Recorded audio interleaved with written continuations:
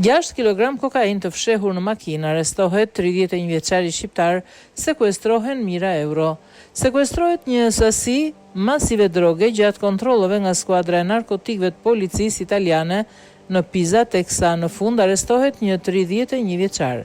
Ngjarja ndodhi gjatë një kontrolli i trafiku pranë Crespina Lorenzana. Shoferi dukej se donte të ngjiste qëllimisht përgjatë rrugëve dytësore dhe më pas të ngarkuara për të shmangur kontrollet e policisë. Pasi makina u ndalua në mënyrë të sigurt, oficerët e policisë arritën të konstatonin se shoferi, një 31 vjeçar shqiptar, duke jashtëzakonisht nervoz dhe nuk dha asnjë shpjegim të besueshëm për itinerarin e tij të dyshimt.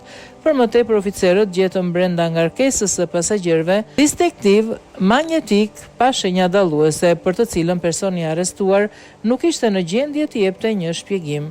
Prandaj fal njohurive mbi dinamikën e trafikut të drogës dhe njohurive mbi metodat e fshehjes së saj, operatorët arritën të gjenin sensorin pa prekje të integruar në panelin e kontrollit, ku dhe vendosën kartën magnetike, një pajisje elektronike, hapte një vend të fshehtë të padukshëm brenda plastikës së makinës.